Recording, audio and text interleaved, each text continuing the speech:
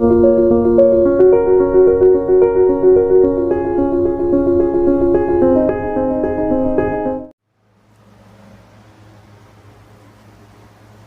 हिंद दोस्तों। आज हम लोग जो ग्रुप डी के लिए एक प्लेलिस्ट बना रखी है साइंस की, उस श्रृंखला में तीसरा वीडियो लेकर के आया हूँ जो जीव विज्ञान का है। मैंने बताया था कि 25 में से लगभग 8 या 9 क्वेश्चन आते हैं जीव विज्ञान से, आपके लिए बहुत ज़रूरी है।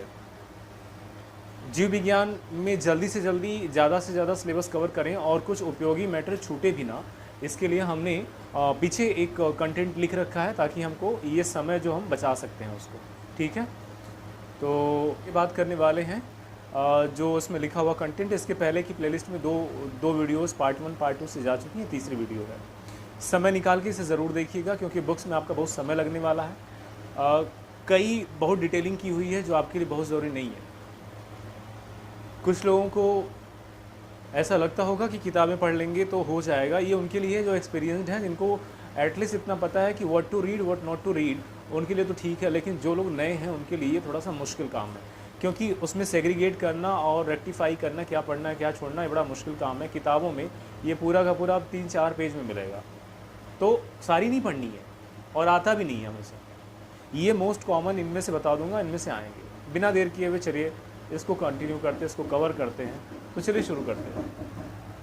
यहाँ मैंने लिखा हुआ है कि biology for railway group D विज्ञान के लिए है, तो हम इसके पहले के 2 प्लेलिस्ट में कर चुके हैं, तीसरी बात करते हैं। जीव द्रव्य यानी इसे बोलते हैं क्या, जीव द्रव्य जो होता है उसे अपन बोलते हैं प्रोटोप्लाज्म। तो जीव द्रव्य ये जो टर्म था इसे दिया था पुरकिंजे ने। इसके 2 भाग होते हैं, एक तो बोलते हैं कोशिका द्रव्य। केंद्रक और कोशिका झिल्ली के बीच में, मान लीजिए केंद्रक है और ये कोशिका झिल्ली है, तो इसके बीच का जो पूरा मटेरियल है ये क्या कहलाता है, कोशिका द्रव्य, जिसे आप प्रोटोप्लाज्म कहते हैं। यानी आप क्या कहते हैं, प्रोटोप्लाज्म।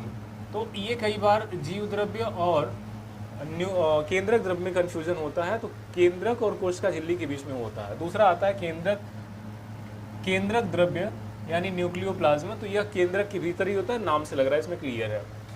जीव द्रव्य या protoplasm made up of the 4 things, कह रहा है कि ये जो इसके बीच का जो मटेरियल है ये अपारदर्शी होता है और इसमें सारे ही कोशिकांग टिके रहते हैं। ये किन चीज़ों से बना रहता है, इसमें ऑक्सीजन 76% होता है,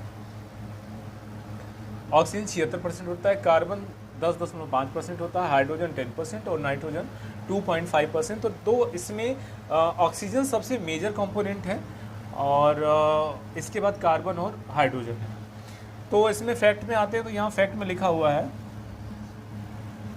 फैक्ट में लिखा है कि सबसे लंबी कोशिका किसकी होती है। तो 3 बातें हैं। सबसे लंबी कोशिका होती है मानव मस्तिष्क की, मानव तंत्रिका की कोशिका। दूसरा है कि सबसे बड़ी कोशिका किसकी होती है, तो शुतुरमुर्ग के अंडे की होती है। और सबसे छोटी कोशिका जो है वो माइकोप्लाज्मा गैलेसेप्टिकोमा की होती है।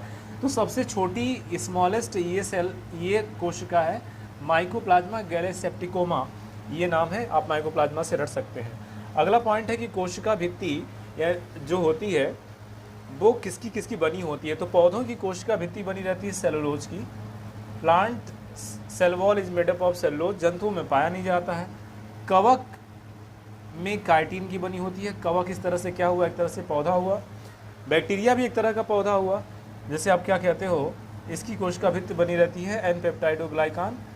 तो इसकी, तो ये 3 इन्फॉर्मेशन रटिएगा, ये ऐसे ही पूछ देता है। इसके बाद आते हैं कोशिका झिल्ली पे यानी सेल मेम्ब्रेन पे। तो कोशिका झिल्ली अर्धपारगम्य होती है। कोशिका झिल्ली यानी सेल मेम्ब्रेन का जो काम होता है वो सेलेक्टिव परमेबिलिटी का होता है कि क्या आना है क्या नहीं आना। जैसे गेट के आपने घर बनवा दिया, घर बहुत बड़ा है, उस पर नज़र रखने के लिए आप एक द्वारपाल लगा देते हैं। द्वारपाल ये तय करता है कि कौन आएगा कौन नहीं आएगा। कई लोग आजकल फैशन चला है, कुत्ते लगा देते हैं, वही तय कर देते हैं क्या आएगा क्या नहीं आएगा, और लिखते भी नहीं हैं। जो लिखते हैं वो तो भलमनसाहत करते हैं, जो नहीं लिखते हैं कि क्या नहीं आना। तो कई बार कुछ सज्जन जा कर के अपने बुरा अनुभव लेके आते हैं कुत्तों के माध्यम से, तो वो सेलेक्टिव परमेबिलिटी है। कुत्ते जो एक बार गया है उसको सूंघ चुके हैं, उसको देख चुके हैं, वो उनको आने देंगे, लेकिन जो कभी नहीं गया है उसको भोंकेंगे और मौका पड़ा तो कुछ दुर्दान कुत्ते जो है अपनी सेवा भी दे देते हैं। तो ये सेलेक्टिव परमिबिलिटी का काम है सेल मेम्ब्रेन का, ठीक है। सेल मेम्ब्रेन के बाद यहाँ पे तारक काय से सेंट्रोसोम कहते हैं, इसकी खोज बाबेरी ने किया था। आगे आते हैं, समय बिल्कुल नहीं लेंगे आपका एक्स्ट्रा। अंतःप्रद्रवी जल का, जिसे एंडोप्लाज्मिक रेटिकुलम कहते हैं, ये दो तरह का होता है। एक होता है RER, रफ एंडोप्लाज्मिक रेटिकुलम, और दूसरे को कहते हैं SER, जिसको बोलते हैं स्मूथ एंडोप्लाज्मिक रेटिकुलम। ये खुदरा है और ये जो है ये चिकना है। RER ये खुदरा है और ये चिकना है। ये खुदरा क्यों होता है? क्योंकि उस पर राइबोसोम के कण पाए जाते हैं। जिस झिल्ली के ऊपर वो RER हो जाता है, इस पर राइबोसोम के कण नहीं पाया जाता, SER हो जाता है।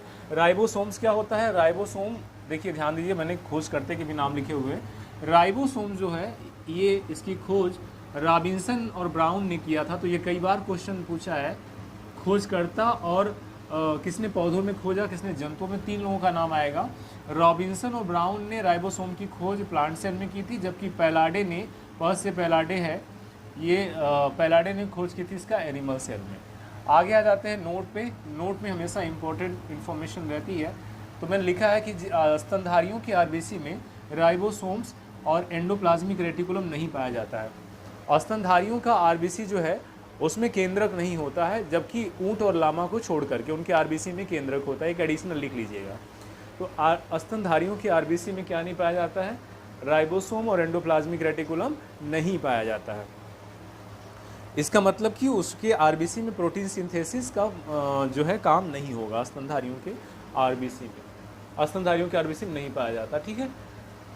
इसके बाद अगला है माइटोकांड्रिया। इसकी खोज अल्टमैन ने किया था और नाम बेंडा ने दिया था। फिर से देखिएगा, mitochondria was discovered by Altmann and named by Benda, ठीक है।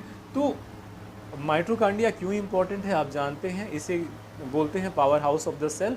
कोशिका का विद्युत गृह। जैसे ही आपके घर में कहीं एक साइड में या तो इन्वर्टर लगा रहता है या तो क्या लगा रहता है, हाँ, आपके घर में पावर हाउस होता है, इन्वर्टर होता है या जनरेटर होता है। तो इसका काम क्या है कि जब लाइट नहीं है तो उसको बैकअप देना या पावर देना। तो ऐसा काम जो है माइटोकांड्रिया करती है कोशिका में। जब कोशिका के पास पावर की सप्लाई की ज़रूरत पड़ती है तो यहाँ पे श्वसन की क्रिया होती है और श्वसन की क्रिया के माध्यम से ऊर्जा जो है ATP के रूप में निर्मुक्त होती है और यही ऊर्जा जो है कोशिका के काम आती है। तो इसे powerhouse of the cell भी कहते हैं। इसको ऐड कर लीजिएगा, माइटोकांड्रिया को क्या बोलते हैं? Powerhouse of the cell बोलते हैं।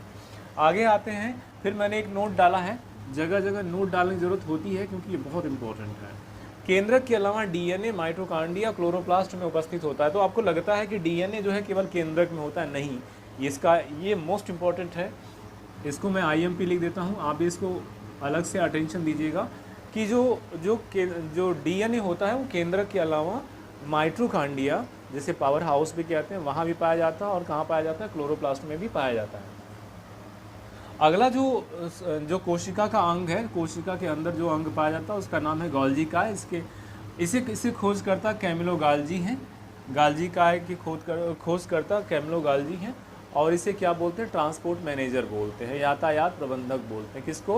गोल्गी काय को। इसे गोल्गी बॉडी भी कहते हैं। इसका काम क्या है कि जो राइबोसोम्स की जो पैकिंग है पुटिकाओं पर, लैमेली पर, उसे उठा करके सेल ऑर्गेनेल्स तक ले जाते हैं, ठीक है। यानी पैकेजिंग को, जैसे आप सोचिए कि कोई होलसेलर से कोई गाड़ी चली और वो दुकानों पर मतलब कंपनी से चली और दुकानों पर जहाँ जहाँ होलसेलर है वहाँ पे गिराते हुए जा रही है, वैसे ही हमारा ये गोल्गी बॉडी जो है, इसका काम क्या है कि पैकेजिंग जो पुटिकाओं की होती है जिस पे राइबोसोम्स लगे होते हैं उसको लेकर के सेल ऑर्गेनेल्स के किनारे किनारे पर सप्लाई करते हुए आती है। इसे ट्रांसपोर्ट मैनेजर भी कहते हैं। इसके बाद आता है लाइसोसोम्स बाय डी डुबे। लाइसोसोम की खोज किसने की थी? डी डुबे ने की थी और इसे सुसाइडल बैग कहते हैं। फिर से सुनिएगा, बहुत इंपॉर्टेंट है ये।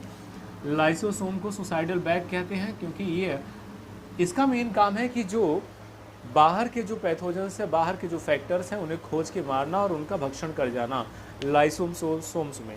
लेकिन कई बार जब इनका टारगेट या इनका प्रे नहीं मिलता है तो ये स्वयं को क्या करते बच्चों? ये स्वयं को ही भक्षित कर लेते, मतलब कि अपने ही शरीर को खा जाती है। इसमें 24 तरह के डाइजेस्टिव एंजाइम पाए जाते हैं और उनका काम है किसी भी चीज़ को गला के पचा देना। तो जब इनको कई बार इनका प्रे नहीं मिलता है बाहरी, तो ये स्वयं को पचा देते हैं। इसे आत्महत्या की थैली भी कहते हैं, सुसाइडल बैग या आत्महत्या की थैली। अगला आता है लवक, प्लास्टिड। लवक 3 तरह के होते हैं। मेरे दूसरे सामान्य प्लेलिस्ट में भी ये आपको मिलेगा बायोलॉजी वाले में, कि लवक 3 तरह के होते हैं। एक को बोलते हैं क्लोरोप्लास्ट, इसे हरित लवक कहते हैं। यह प्रकाश संश्लेषण में मदद करता है, पत्तियों के हरे भागों में पाया जाता है। दूसरे को बोलते हैं क्रोमोप्लास्ट, इसे वर्णी लवक कहते हैं। ये पत्तियों दलपुंजों के रंगीन भागों में पाया जाता है। फिर से सुनिएगा, वर्णी लवक जो है पत्तियों दलपुंजों और उन भागों में पाया जाता है जहाँ पे कलर पाए जाते हैं। आपने देखा होगा कि गार्डन में या आपके स्कूल में या किसी पार्क में ऐसे कई पौधे हैं जिनके फूलों के अलावा भी बाकी पार्ट रंगीन होते हैं, वहाँ पे क्रोमोप्लास्ट पाया जाता है। और तीसरा होता है ल्यूकोप्लास्ट यानी अवर्णी लवक। ये ज़्यादातर पौधों के भूमिगत भागों में पाए जाते हैं जहाँ पे कलर नहीं मिलता है।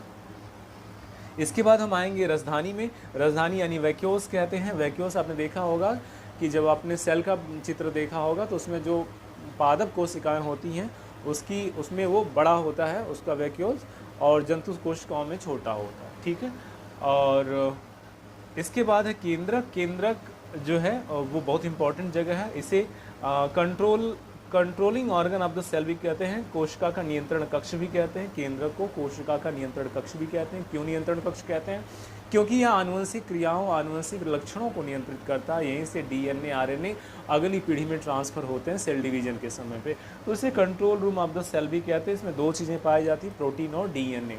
आपको बता दूं कि प्रोटीन ही वो पहला तत्व था जो हमारे जो अर्थ का इवोल्यूशन हुआ उसमें जो पहला जो जीव द्रव्य पाया गया वो प्रोटीन ही था। प्रोटीन बाद में वायरस में कन्वर्ट हुआ और इस तरह से वायरस हमारे आदि पूर्वज भी हैं।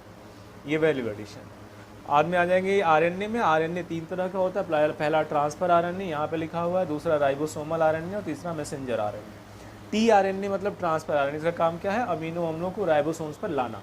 अमीनो अम्लों को राइबोसोम्स पे लाना ताकि प्रोटीन सिंथेसिस की क्रिया हो सके। दूसरा राइबोसोमल आरएनए, ये काम क्या करता है? प्रोटीन संश्लेषण का काम करता है, ठीक है। राइबोसोमल जैसे नाम भी लग रहा है, प्रोटीन संश्लेषण में। सबसे इंपॉर्टेंट जो है मैसेंजर आरएनए, ये नारद मुनि की तरह है।